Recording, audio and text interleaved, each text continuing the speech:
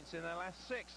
Montpellier, not much better for them. They picked up their first win in 8 matches last week. Previously to that, they picked up just 3 points from a possible 15.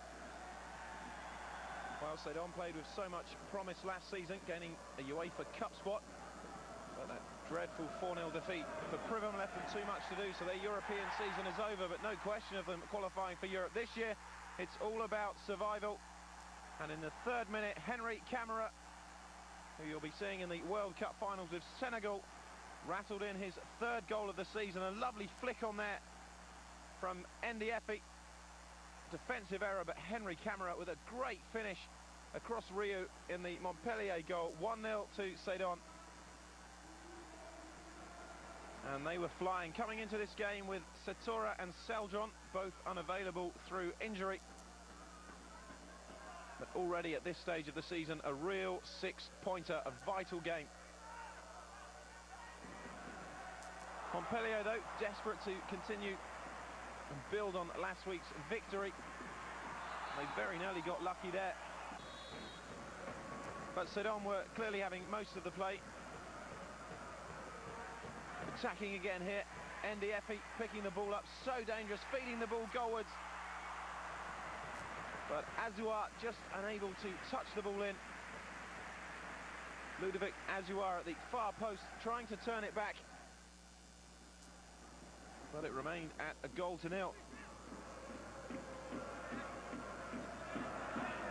Good play here from Barbosa.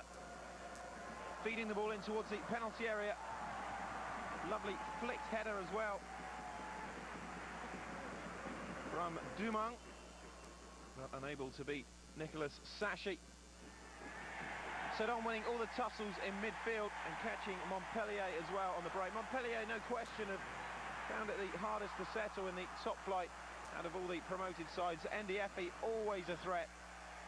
Unfortunate on that occasion. But here they come again, Sedan.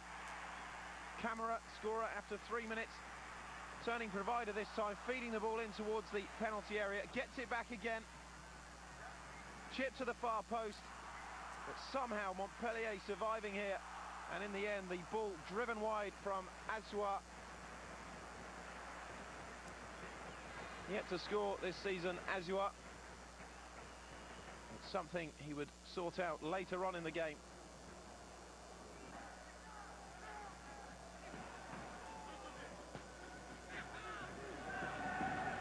Well, incessant pressure at this point from Sedan. But then Montpellier found themselves an attack into the 2nd half. Desperate clearance here. Watch this for a goal-mouth scramble. Unbelievable scenes. Somehow the ball stayed out of Sedan's net, much to the frustration of Paulo Sergio. Brando may appeal for offside all he likes. It's just as well Jezierski was back there doing the proper defensive job, clearing away the ball, and Paulo Sergio unable to turn it in. On opportunity. Great save though from Rio, denying Noro. Good effort as well, but Rio equal to it.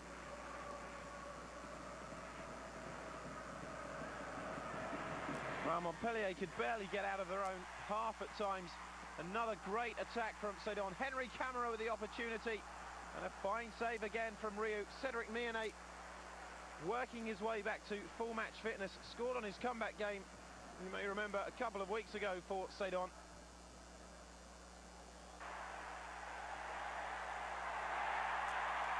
Mionnet again, looking to go through on his own. Crudely brought down though by Serge Blanc.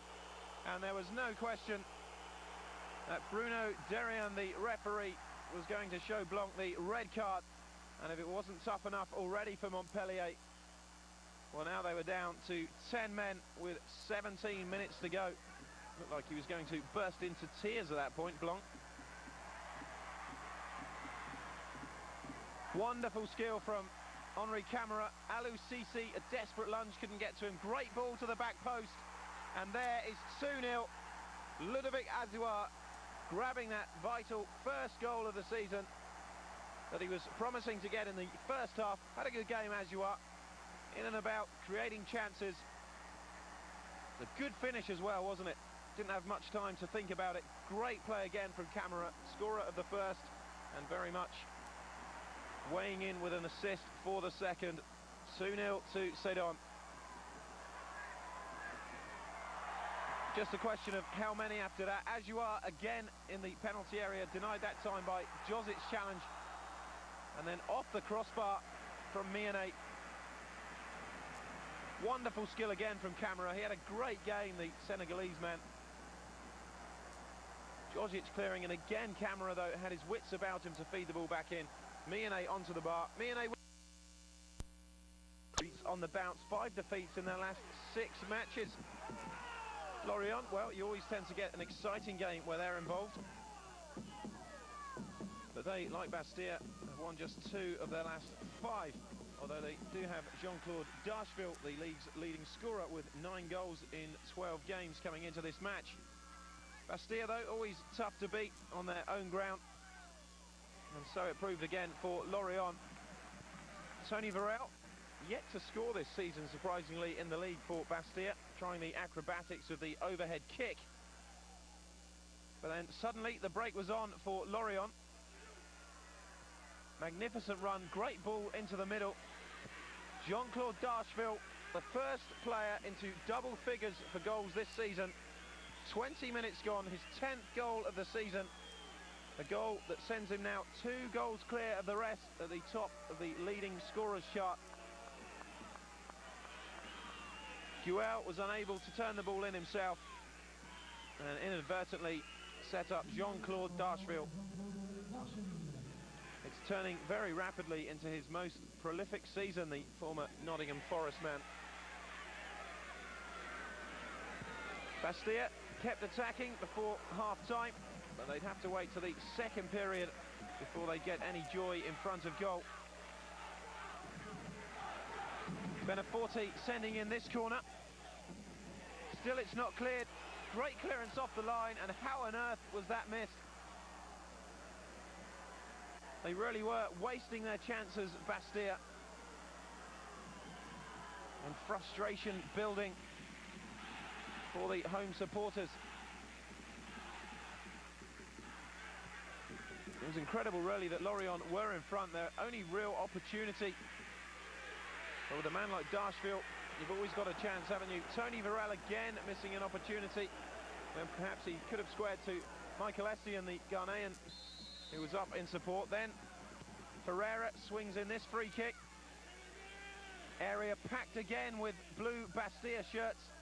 Strong defending though by Lorient, and in the end the drive from Essien straight into the grateful arms of Ligue.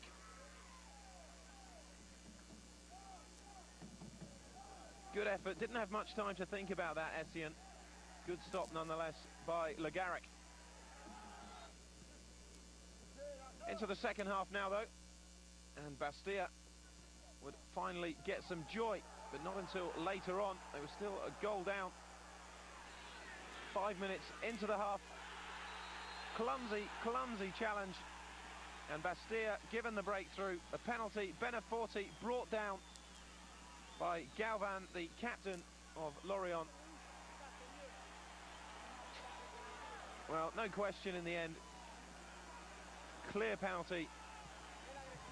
Crazy defending from Galvan, and that gave Tony Varel the chance to score from the spot, which he took with some aplomb, opening his count for this season. 1-1, and deservedly so as well for Bastia, having dominated the first half.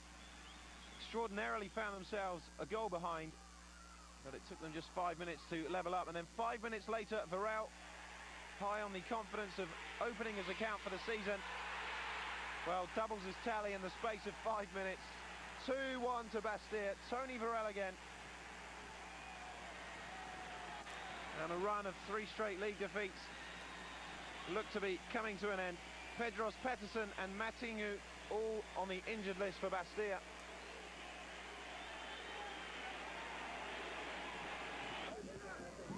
'13th in the table before this game. Another defeat would have seen them drop right into relegation problems, Bastia. But to be fair, they completely outclassed Lorient and were well worthy of this victory. Varel running for everything. He was so keen to get involved with his confidence up again. Now Manso brought down there in the penalty area.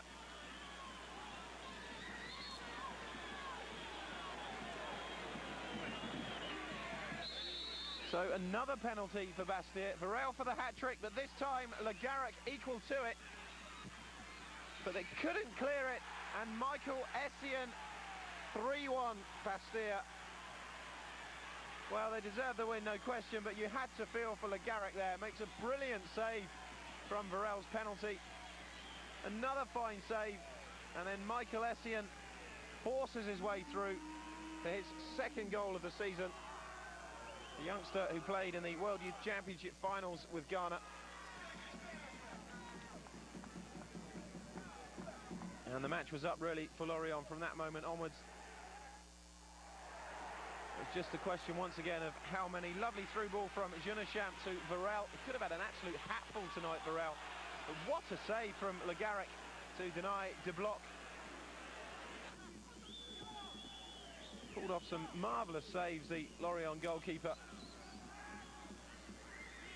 Fianduno, who'd come on as a substitute, surprising omission from the starting lineup.